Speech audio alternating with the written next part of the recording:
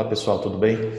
Vamos iniciar agora a nossa aula de número 5, tá? Continuando nesse assunto tão importante que é a antropologia teológica, e hoje nós vamos ver as características do homem e da mulher após a queda. Lembrando que na aula de número 3 nós vimos as características do homem e da mulher da forma como Deus criou, né? As características boas, positivas que o homem e a mulher apresentam. Mas na aula de número 4 nós vimos a questão da desobediência de Adão e como consequência o pecado entra no mundo e com o pecado vem a morte. E aí, no caso, vem a morte física, a morte espiritual e a morte eterna, né? Mas além dessa consequência, houve também a questão do nível social, da interação, do relacionamento entre o homem e Deus foi perdido, mas também houve consequências no relacionamento entre homem e mulher. E é isso que nós vamos ver a partir de agora, né? Ou seja, a desobediência de Adão, ela já vai afetando o relacionamento dele com Deus. Se você for ler o livro de Gênesis, você vai perceber o seguinte, que Adão tenta se esconder de Deus, né? E aí Deus vai atrás de Adão e pergunta: Adão, onde estás?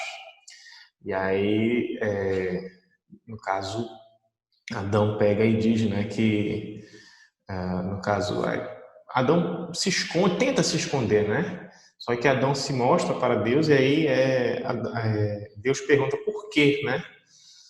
Por que que tinha se escondido? Adão fala primeiro, né? Estou nu, por isso me escondi. Aí Deus pergunta: quem te disse que estavas nu? Por acaso comeste da árvore que te disse para não comer? Né? Mais ou menos assim, né? Deus fala. E aí Adão diz assim: a mulher que tu me deste, ou seja, ele já está culpando aí Deus, né? A mulher que tu me deste me deu do fruto e eu comi. Ou seja, Adão culpa Deus e culpa Eva pela sua desobediência. Ele não assume a responsabilidade, né? E isso já vai ser uma característica do homem. Né? Vamos ver aqui as características masculinas após a queda. Lembrando que o homem antes ele apresenta virilidade, coragem, liderança, robustez, força, né? A proteção, mas e agora? A partir de agora, depois desse momento que ele desobedece a Deus, Adão e obviamente todos os filhos de Adão, que somos nós, em especial os homens aqui nesse caso, mostram fraqueza, covardia, preguiça, indecisão e inconstância. Um dos problemas que afeta a nossa sociedade hoje, não somente o Brasil, vamos colocar também nos Estados Unidos, por que não? E outros países, mas é muito sentido isso no Brasil, é a falta de responsabilidade masculina em lidar com seus deveres. Então é muito comum um homem ele querer se excusar, ele querer se desculpar para não assumir certas responsabilidades. Vamos dar um exemplo. Tem homem que às vezes não quer assumir, né, engravida alguém, uma moça, uma mulher, mas não quer assumir o filho. Às vezes o homem é até casado, né, e comete um adultério, infelizmente, né? E aí ele já mostra o quê? Fraqueza, covardia, né? Traição. Eu coloquei esses 5 exemplos aqui, mas tem outros, viu? Você deve saber. Então, assim, ele mostra uma falta de responsabilidade de assumir. Ele não quer assumir a criança, sendo que ele cometeu isso. É a mesma coisa que Adão, né? Adão não quis assumir a sua culpa. Adão não quis assumir o seu erro diante de Deus. E muitos homens são assim, não querem assumir o seu erro diante de Deus. E até mesmo eu, se eu não tomar cuidado, eu acabo, né, tendo uma atitude covarde, uma atitude fraca, uma atitude irresponsável. Então, o homem ele precisa buscar a face de Deus novamente, né? Mas ainda bem que não é nós que vamos até Deus, mas Deus vem até nós, né? Isso aí a gente vai ver isso com mais detalhes na próxima aula. Mas o homem ele precisa buscar a face de Deus, né? Para justamente superar essas fraquezas, superar a questão da preguiça, da indecisão. Tem muito homem que, em vez de tomar frente das coisas e decidir aquilo que é certo para a sua família, para ele mesmo, né, tomar decisões importantes da vida, ele acaba postergando, ele acaba, né, atrasando isso. Ele acaba não assumindo logo uma linha de ação. E isso é uma característica que é herdada após a queda, né? Então, o homem ele não só possui, ainda que ele apresente, né, muitas vezes valentia, coragem, mas em várias áreas da vida dele, ele acaba apresentando, né, essas características. Se você for ver, por exemplo, os filmes mais antigos, década de 80, de 90, você vê que tem aquele herói, né, aquele cara que é muito corajoso, que enfrenta bandido, que enfrenta monstros, vamos dizer assim, naqueles filmes de fantasia, mas naquelas coisas básicas ele não consegue lidar, ele não consegue ter uma família, ele não consegue, né, ficar com alguém, ele sempre fica vagando por aí. Isso são características realmente que o homem possui após a queda, né? E isso é muito triste.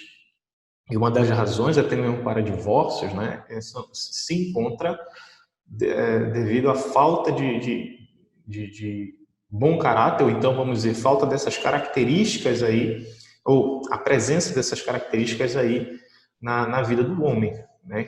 Quando essas características negativas, elas dominam o ser humano a tal ponto, o homem a tal ponto que ele acaba não tendo, tomando boas decisões, né, e vivendo uma vida inconstante, uma vida sem estabilidade nenhuma. E isso é muito triste. Isso aí só degrada o homem como, né, o homem masculino, o ser humano masculino, né, e ele acaba perdendo aquela força, aquela virilidade necessária, acaba se tornando um covarde, né, e não assume as suas responsabilidades.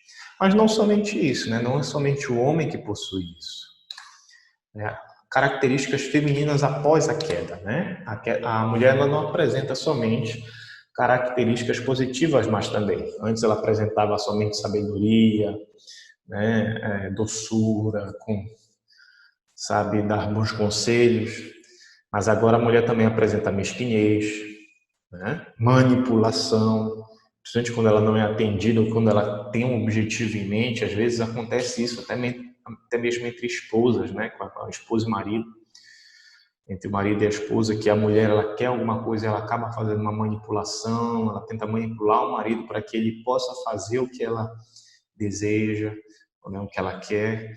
Então, e muitas vezes é algo que é errado também, né, aquilo que não vai trazer benefício, mas devido à sua teimosia, como eu coloquei teimosia, acabei nem colocando teimosia, mas também devido à sua teimosia, acaba prejudicando seu casamento, seu relacionamento. E hoje eu vejo também que as mulheres, elas parecem que, né, muitas veem os homens como inimigos, né? E não é essa a vontade de Deus. Lembra que Deus criou tanto o homem para a mulher quanto a mulher para trabalharem juntos para o bem da criação.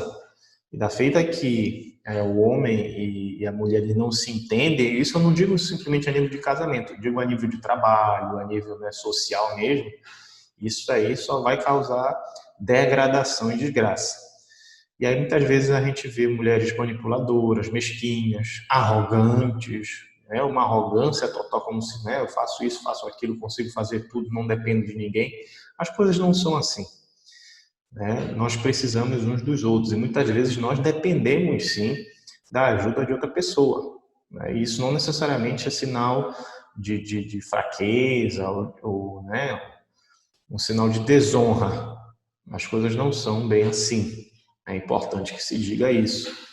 A insensatez, lembra que eu falei a questão da sabedoria? Antes a mulher ela apresentava características, né, sábias, de conselho, sabia tomar decisões e sabe ainda muito até hoje. Mas por vezes ela luta com insensatez, né, com decisões erradas, com conselhos que não são necessariamente sábios. Tudo isso a mulher precisa tomar cuidado. Outro aspecto muito interessante, infelizmente, né, na verdade, mas é importante nós notarmos, né, não somente interessante, é importante nós observarmos, ainda que seja algo ruim, que precisa ser tirado, é algo ruim, que é a possessividade, ou seja, é a ideia de que tudo pertence a ela, tudo é dela, no sentido, né, que ela tem um controle possessivo das coisas, ela quer, né, controlar tudo, tudo, tudo, tudo. Não é simplesmente a ideia, não, por exemplo, eu tenho um marido, tenho filhos, né, e tudo mais, mas ela quer controlar tudo, ela quer controlar o mundo dela, o universo dela tem que girar em torno dela. né? E isso aí é pecado, né? Às vezes ela se acha a senhora do destino e tudo tem que estar aos seus pés. E a coisa não é bem assim também, tá? E isso é um erro grave, um pecado grave, que precisa, a mulher precisa ser corrigida, precisa se controlar nisso tudo, né? Porque ela não controla todas as coisas, né? Você, como mulher, não controla todas as coisas. Deus é que controla todas as coisas, né? Deus é Senhor sobre tudo. E a melhor coisa que a mulher tem que fazer é ser uma mulher de fé, confiar, depois descansar o seu coração em Deus, porque eu já vi muitas mulheres querendo ser possessivas ou sendo possessivas até o extremo e acabam, né, trazendo frustração, angústia, preocupação no coração, né? Acabam fracassando em algumas coisas porque justamente deixam de confiar em Deus. E isso é muito triste, é muito complicado na vida de muitas mulheres. Tá? Então são características ruins, são características que não são características nas quais as quais Deus fez para nós. Não, nós acabamos, vamos dizer assim, herdando essas características ou possuindo essas características devido ao pecado que existe em nós, devido à rebeldia, né? O pecado de Adão e óbvio, né? A Eva também digamos assim, né? Teve a sua responsabilidade diante de Deus, porque ela acabou dando ouvidos à voz da serpente, mas a Bíblia diz que ela foi enganada pela serpente, no caso, claro que a serpente no livro de Gênesis ali, ela é identificada também com o diabo, né? Mas assim, as coisas não terminam assim, né? As coisas não terminam assim. O próprio Deus, ele cobre Adão e Eva. No fato de Adão e Eva estarem nus, se verem como nus e sentirem vergonha, o fato de Deus matar um animal e cobrir, né, Adão e Eva, isso mostra que Deus estava, né, digamos assim, cuidando deles, os perdoando até mesmo, né, ou apontando para um futuro perdão. Se você for ler o livro de Gênesis, no capítulo 3, Deus diz assim, né, que a mulher sentiria dores, Deus intensificaria as dores de parto da mulher, ou seja, a mulher ela já sentiria dores normais, né, no parto, só que a dor da mulher no parto agora seria muito maior, né, como consequência, como castigo pela desobediência. Mas assim, Deus não abandona nem o homem nem a mulher. Tanto que Deus promete que a descendência da mulher, o filho da mulher, esmagaria a cabeça da serpente. E o que significa isso? Ou seja, é uma promessa de redenção, de restauração do homem e da mulher. Então, apesar do homem apresentar características ruins e a mulher também apresentar características ruins, Deus não nos abandona isso. Se Deus nos abandonasse a essas características, a desgraça seria total. Mas não, Deus cuida de nós, Deus trabalha no nosso caráter, mas acima de tudo, né, Deus ele prometeu e cumpriu isso. Né? Ele cumpriu isso, que não deixaria o homem à própria sorte, mas os traria, o homem e a mulher à própria sorte, mas os traria novamente para perto de si. E o relacionamento entre homem e mulher poderia ser restaurado de uma forma adequada, né? Então, quando nós vemos essa questão de homem brigando com mulher, quando eu digo isso, não somente no nível do casamento, que é algo horrível, né? O homem deve ser um protetor do seu lar, né? E nunca um agressor do seu lar. Né? Quando nós vemos isso, é uma característica maligna do pecado que existe. Mas eu digo assim, essa guerra de ideias, né? Guerra dos sexos, aquela coisa toda, quem é mais forte, homem ou mulher, uma coisa assim. A gente precisa ver como é que Deus nos fez e o que Deus quer de nós, para que a gente possa viver em harmonia socialmente falando, né? E por que não também espiritualmente falando.